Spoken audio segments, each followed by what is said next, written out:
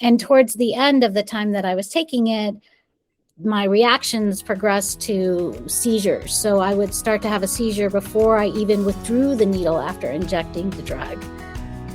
Have you been diagnosed with MS and you're looking outside your typical medical system for more answers? You're definitely not alone. Hi, I'm Adrienne. I'm a nutritionist and a certified MS integrative nutritional health coach, and I've helped and interviewed so many people who have reversed this disease holistically, and so can you. If you're serious about getting back to health and learning all the steps to do so, join my community. I've got coaching sessions. I've got 2 courses, a mini course and a 12-week course. I've got special guests that have deep smarts and healing that come on once a month. And I've got lots of resources. So if you'd like to scale your healing and get back to the healthy person you once were, come join me. So just go to my webpage, nourishyourway.com, and hit join the community button. It's that simple. So let's dive into the topic today. I want to introduce my friend Elizabeth, who reversed her multiple sclerosis. She's got quite a story. I can't wait for you to hear it. And Elizabeth is just in Denver. I'm in Fort Collins, Colorado. She's about 40 minutes away from me, maybe an hour. But it's exciting that we live so close to each other. Thanks for coming, Elizabeth.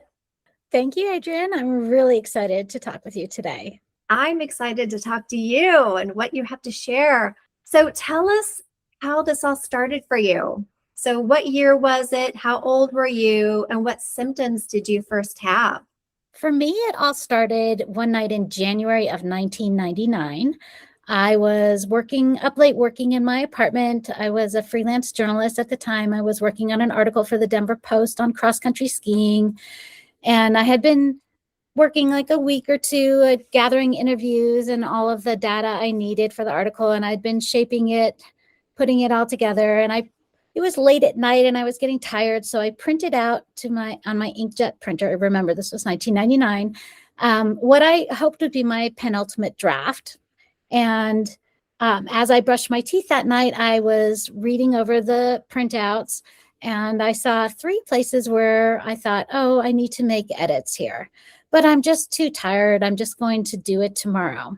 Little did I know that my entire life was going to change overnight, because when I awoke the next morning, I couldn't figure out what was written on those pages that I had just printed out. It was almost as if someone had snuck in and taken an eraser and erased like huge swaths of text. And I couldn't figure out what was going on with my eyes. What is wrong with my eyes? I kept looking in the mirror like, oh, is there something like covering up my eye, like cotton or something like that? But there wasn't.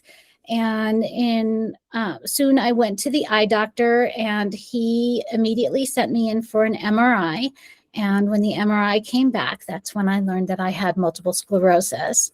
And that's also when I learned that at that time, 80% of MS patients experienced significant disability within 10 years of diagnosis. So here I was 2 weeks before my 30th birthday, and I was learning that by my 40th birthday, I would be in a wheelchair. Oh my God. That is devastating news. And I remember how I felt too, Elizabeth. Yeah, it's tragic, right? When you think back to how you really felt back then and how you probably felt hopeless, right? It was very devastating.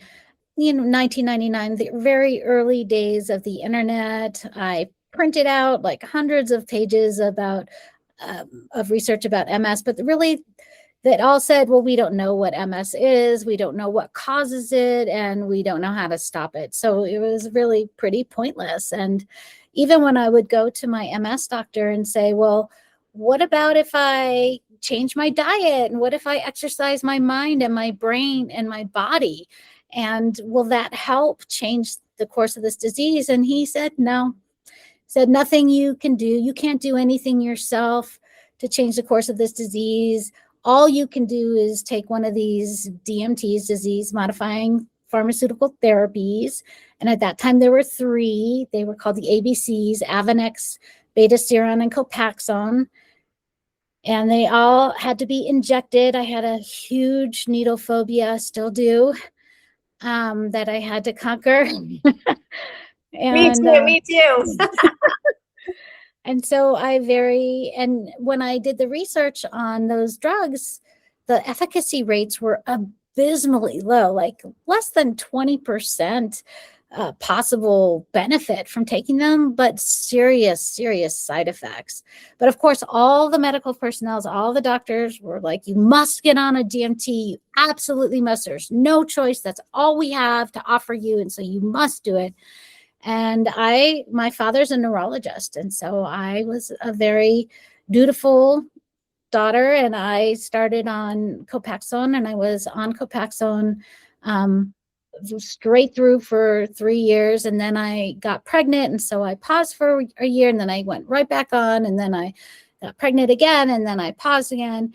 But in the meantime, during those 5 years of on and off Copaxone, I developed terrible, terrible side effects. I had hives all over my entire body. A good day was 30 hives. A bad day was 300 hives. Sometimes they were all over my face. Like, it was so distorted, I would scare small children. And finally, Elizabeth, like, okay, your father was a neurologist. Like, you had no choice. And I really this didn't. was kind of before Dr. Wahls came out with her TED Talk and her book, right? Decades before Dr. Wahls. Yeah. So, my God. Okay. So continue. Like, after yeah. So you were sticking yourself with a needle every day. Is that right? Every day. Yes. Oh, God. Wow. And it was eating away at my shot sites. So they were becoming concave and broken down and distorted, disfigured, really. But of course, the hotlines were like, well, that's just the price you're going to pay for protecting yourself against MS. And I'm like, well, I don't even know if this is protecting me. And it wasn't, because I was continuing to have MS exacerbations at the rate of one every 10 or 11 months, kind of on a regular schedule. So it really wasn't changing the frequency of my exacerbations at all. And towards the end of the time that I was taking it, my reactions progressed to seizures. So I would start to have a seizure before I even withdrew the needle after injecting the drug. So finally, I was like, you know what? My body is telling me it does not want this drug. It does not want this drug. And it was my fiance at the time when I was diagnosed, who's now been my husband for 27 years, something like that, who said, you know, maybe your diet has something to do with it. What's going on with you? And I had to admit, he probably had a good point, because really for the entire decade of my 20s, the only staple foods I kept in my apartment were Diet Coke, Crystal Light, and gummy bears. Oh, yeah, that would do it. So I was living on aspartame, high fructose corn syrup, artificial colors, artificial flavors, no nutrients per se of anything, just all chemicals, chemicals, chemicals. On top of that, about just a couple months before I had my major exacerbation that led to my diagnosis, which was optic neuritis, which was what was actually diagnosed, that led to my MS diagnosis. I had been traveling in Asia for 5 weeks. We had just done a 2-week horseback trip across the Eastern Tibetan Plateau, which was amazing. And when we had come back down into China, we had gone out for a huge celebratory feast at a very high-end restaurant in Chengdu, China. Well, we met at 6 p.m. There were about 12 of us who met for dinner, maybe 14 of us. And we had this huge feast. And by midnight, 10 of us were worshiping the porcelain gods. It was really fast and very violent. In fact, 2 people in the group had to get IVs for rehydration. Several people had to cancel their flights home because they couldn't leave the hotel room. It was pretty brutal. And when I returned back to Colorado, I went to a GI doc and submitted a stool sample. And then a couple of days later, the Centers for Disease Control picked up the phone and called me at my apartment and said, "Where have you been? We found 5 parasites in your stool." Oh my gosh. Now, parasites are notorious for false negatives for testing. So the fact that they even found any parasites is amazing. Once, if they find a parasite, 100% you have parasites. There's no doubt of that. And this was not my first episode of parasites. I had picked up Giardia several times before from hiking in the Rockies, once from drinking the water at En-Gedi in Israel. So I was familiar with parasites. This was 5 parasites, though. This was pretty brutal. My fiance at the time, who had been traveling with me, he was so sick, he dropped down to like 119 pounds. It was really a brutal parasitic infection. So it was only maybe 2 or 3 months later that I was diagnosed with MS. And I think that there is a connection between hidden parasitic infection and autoimmune disorders. Sure. Yeah. I totally believe that. And it's normally just not one thing, right? But parasites can be a big catalyst for sure. Right. It's normally a combination of things. So the thing that parasites do as it relates to autoimmunity is the white blood cells in the body, their job is to protect against foreign invaders. And so in the conventional thinking about multiple sclerosis, oh, your white blood cells are confused, they're attacking your own cells, they're mistaken.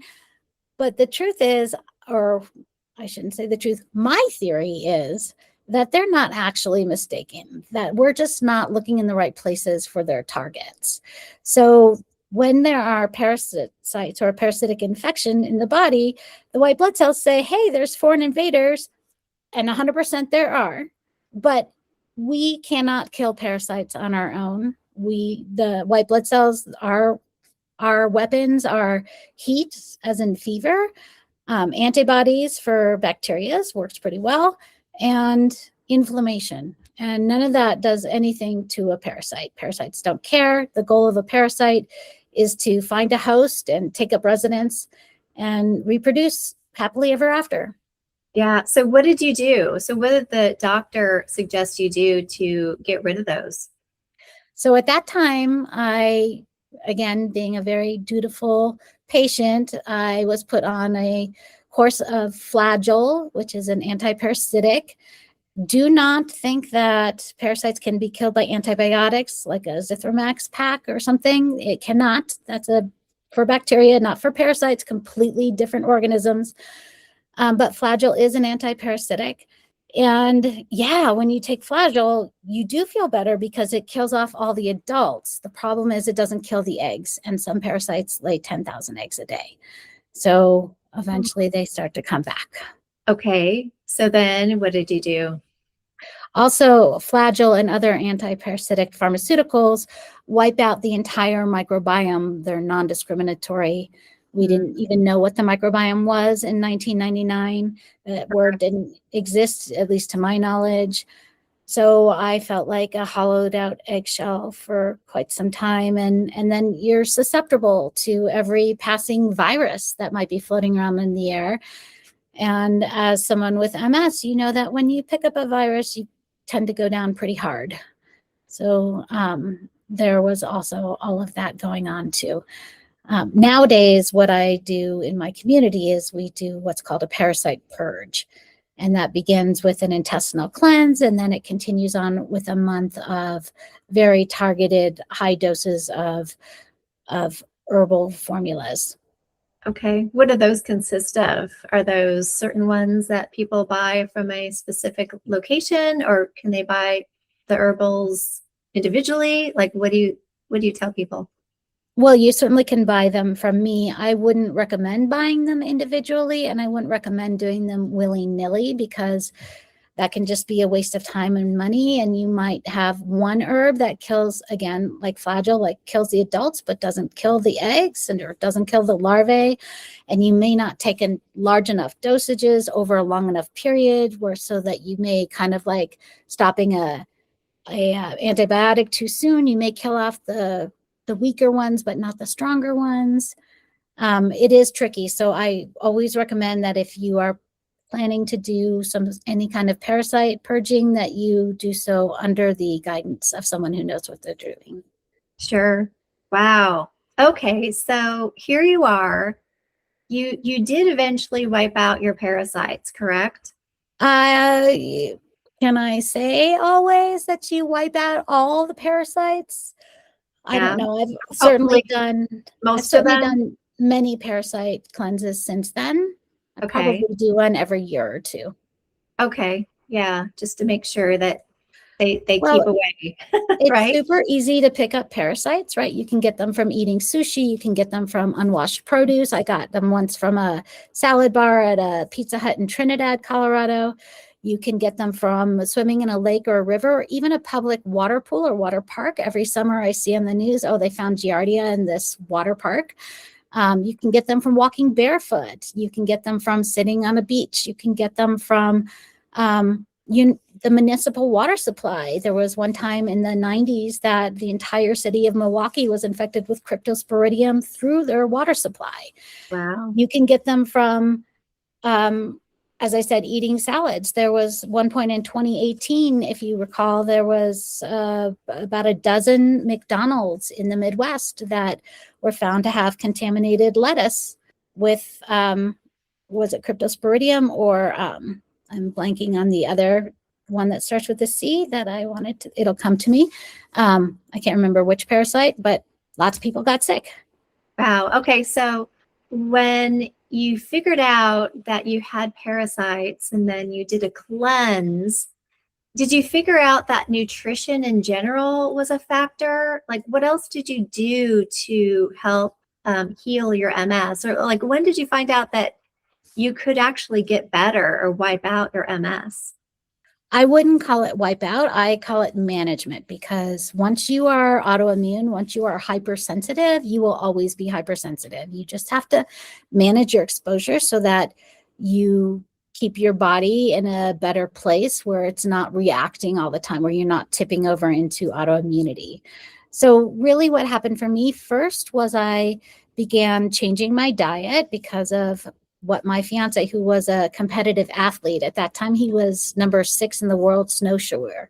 So he was very much into healthy food and organic and cooking and all these things that I was not into when I was in my 20s. And so that was the beginning. And what I quickly learned was that when you cook from scratch, that's very labor and time intensive. And I had MS, and fatigue is a hallmark of MS, especially very much in the early days for me. So I was taking cooking classes and watching the Food Network and trying to figure out how I could eat a whole foods-based diet and try to avoid processed foods as much as possible. And it was just a lot of work. And then one night we were watching late night TV. This was in the days before we had cable TV. This all seems so quaint and antiquated back then. So there were 3 or 4 channels.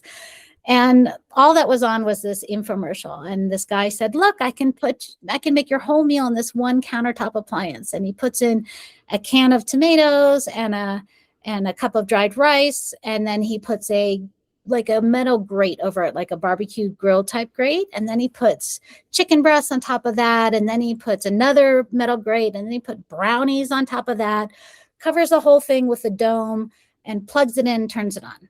And I thought, oh my gosh, that is absolutely brilliant. How can I figure out how to make my whole meal in one cooking utensil? I don't have any of those metal grates.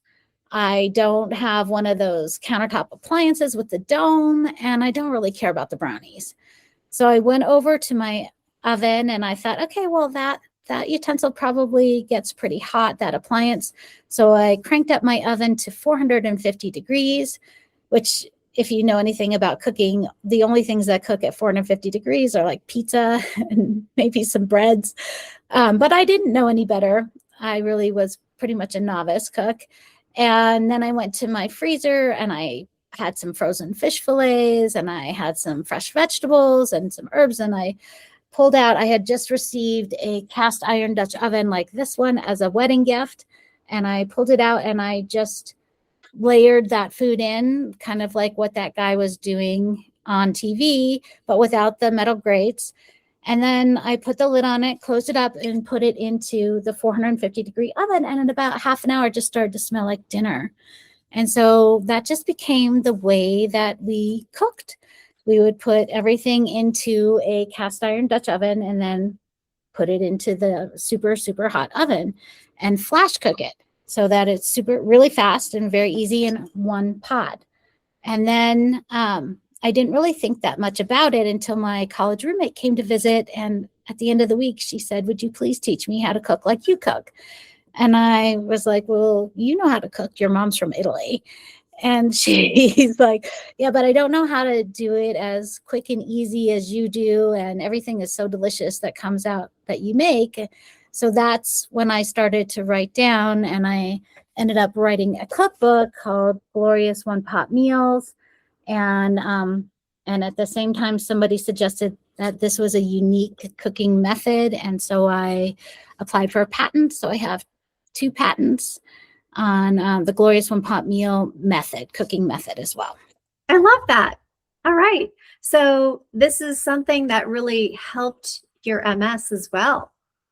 Very much so, because as it turns out, a big part of my personal hypersensitivity reactions are due to all of the chemicals and additives and preservatives that are in our modern food supply.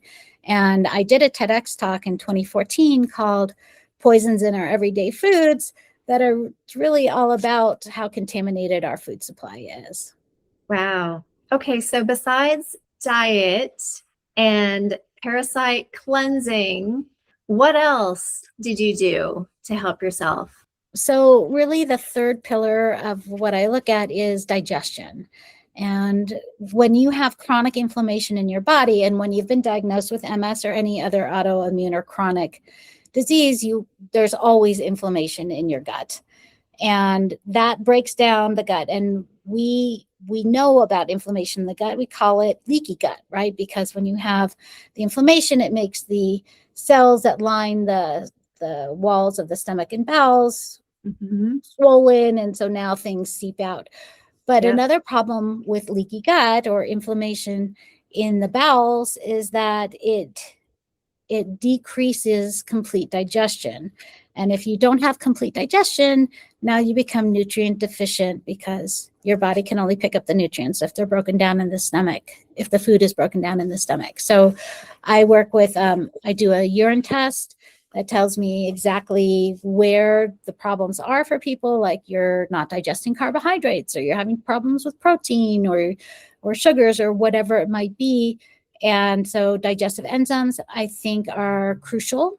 Dr. Loomis, who discovered plant-based digestive enzymes in the 1970s, he really believed that everyone over the age of 40 should be taking plant-based digestive enzymes with every meal because we really weren't designed to live that long as human beings. Interesting. And then the newest pillar that I have added in is functional genomics. And what that means is that your DNA can tell us what nutrients that we can add into your life, into your body, and what lifestyle changes we can add that can help your genes to express positively instead of negatively. So there are genes that govern inflammation and how hypersensitive you are, and there's genes that govern everything from how well you can metabolize or not metabolize caffeine or dairy products. There's all kinds of genes that can tell us a lot of things. So lately, I just became a functional genomics coach myself because I think this is the future of healthcare, is to learn what your DNA says. Your genes aren't going to change over the course of your life. It's going to be there And just because you might have a gene, like let's say the breast cancer gene, because everybody knows about that one, the BRCA gene, just because you have it doesn't mean you're going to get breast cancer. Epigenetics teaches us that we can influence whether our genes express or not. And so I'm all about that too. So now I take a bunch of supplements as well based on my genetic profile. Sure. Like, how do you test for that? So that's another thing that I offer in my clinic, but you should go through a testing company. The company that I work with in my clinic is called Fit Genes. And they specifically look at genes that are lifestyle related, and they break them down into like diet and inflammation and different categories. Exercise can tell you, is it better for you to do endurance exercise, to do high intensity exercise, to do all of these different things, so that you don't have to blindly start following trends. Oh, everyone says I should do high intensity aerobics. Well, maybe not if you don't have the gene that says you have those high twitch muscle fibers, like I do not. So all these 25 years that I did jazzercise, that maybe was not exactly the right exercise for me. Right. Yeah. And there's so many trends out there, like fasting or, carnivore diet, or, there's so many diets out there. I hate those fads and those trends. And really, I think so many of them actually are detrimental. And we can see through your DNA if fasting is appropriate for you or if it's actually harmful for your body. And some people have genes that say it is bad for them to fast. So jumping on these bandwagons and the carnivore thing, I had a client, she was 15 years old, high schooler. She was diagnosed with MS, and she was going downhill so quickly that she had to drop out of school because she just couldn't make it through the day. And the nutritionist at the hospital or in her neurologist's office had put her on a carnivore diet, basically a keto diet. And she was getting worse and worse and worse. And we did food sensitivity testing called the MRT, which is the gold standard for food sensitivity testing. And it is not antibody testing. So if anybody offers you food sensitivity testing that is antibody testing, that is really just bunk. You should just skip that one. But so we did the food sensitivity testing through the MRT, and it really showed us that she should not be eating.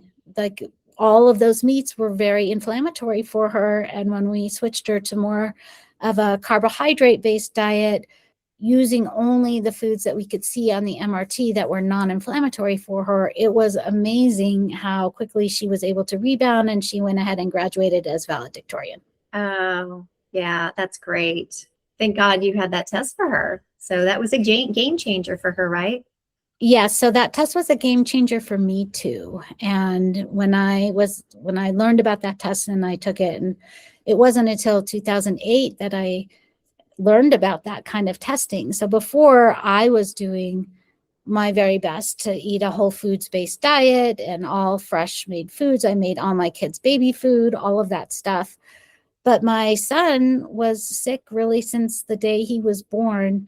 And even though I made all his baby food, and even though he only had whole foods from the time he was born, he was still really, really sick. And he was basically failure to thrive. When he was 5, he fell off the height and weight charts. He was really struggling. And that's when I took him to see a naturopath, and she introduced me to the MRT, and it was life-changing once we got those test results back. And to this day, his is still the very, very worst test I've ever seen anybody take, because he was fully reactive to more than a third of everything tested. So we had to design a diet for him based on those foods that were not reactive for him. That's the difference with the MRT, is that it's not an elimination diet where you just avoid the things that turn up high. Instead, you construct a diet based on the items that turn up really low, that are proven that your blood does not respond to with inflammation. And so you have this very, very scientifically designed low inflammatory or anti-inflammatory diet, and it's very effective. People usually start to feel different in the first week. And then I did it on myself, and I learned some really interesting things, like that lettuce was really super inflammatory for me. And so what is the thing that you try to do when you're being healthy is you reach for a salad, and that was the very worst thing that I could do. And Wow. now that I did that, I can see very clearly that when I eat lettuce, then I have problems walking. Oh, wow. Okay. So is that only a certain type of lettuce or all lettuces? Anything called lettuce. So that doesn't include kale, it doesn't include spinach, it doesn't include arugula, but anything called lettuce. Okay. Wow. Okay. So what kind of test is this? Is it a blood test or is it, blood It test? is a single blood draw, and there's only one lab in the country that can run it, and they're based in Florida. So you get the blood draw local to where you are, and then I give you a prepaid FedEx mailer, and you drop it in FedEx, and it arrives in Florida at the lab the next day, and then the results come back to both of us. Wow. Interesting. Yeah. Okay. So you showed us a book that you have. I think you have a second book, don't you? I have a couple other books that are Okay. available online, but really the book that I'm talking about now is the book that I'm writing, and it has been called The Multiple Sclerosis Inflammation Connection: From Life Sentence to Life Solution, but it is probably going to change that title, and I'm talking about a lot of the concepts that will be in the book on my new podcast called The Inflammation Investigator. So I don't know when the book will come out. It'll be at least a year. Okay. You said new podcast. Is that the podcast that you have now? Yes, I launched this podcast on Christmas Day. So just Oh, 2-3 months ago. oh, you're that new. Cool. That new. That's That new. great. That's great. Okay, so another question is, so how can people find you? Yeah. So the best way to find me is at elizabethyarnell.com. That's ELIZABETHYARNELL.com. And from there, you can pretty much get to everything I do. But what I'd love to do is offer everyone who's listening a way to find out your own personal inflammation score. And to do that, I have an inflammation quiz at inflammationinvestigator.com. And if you go there, give yourself a good 10-15 minutes. It's not a quick quiz, and you're going to want to really consider the questions that are listed on there. And you might be surprised to find out some of the ways that inflammation can manifest and show up as symptoms that you probably didn't even think were symptoms. And it can give you a good idea of how much inflammation is going on in your body. And then the good thing to know is that if there's inflammation, we can deal with it. It's not, forget MS or any diagnosis. If there's inflammation, let's just focus on the inflammation, because we can work with that. Yeah, I love that, and I tell people, like, don't get attached to your disease, right? We can fix this. We can make you feel better. Okay, well, is there anything else that you wanted to add? Oh, I think those are the big things. Check out my podcast. It comes out twice a week, and I talk to lots and lots of different experts and show the connection between inflammation and lots of different conditions. But really anything that's chronic, it's all inflammation based. And definitely check out my cookbook, Glorious One Pot Meals. You can get it on Amazon or Barnes and Noble. It's a really easy way to put a healthy dinner on the table every night of the week without a lot of effort. I love it, Elizabeth. Thank you so much for being my guest. I think people are going to get a lot out of this. Thanks for having me, Adrienne. I can't wait to talk to you again and have you on my podcast. Perfect. I'm just going to pop in here real quick. If you got anything out of this, hit the like button and subscribe. And it's going to direct more people with MS to get help in healing, because healing is possible. And I also want to invite you to a group community that I just started. I just launched this. In fact, this just happened April 23rd. And if you want an affordable and attainable program that you can do with other people and get group coaching, I want you to join my community. So all you have to do is go to my webpage, hit the button on the first page that says join the community, and you can heal. You can take my 12-week course. You can get group coaching. I'm going to have a special guest come on once a month. There's going to be so many benefits you can get out of this. So just join the community and I'll see you there.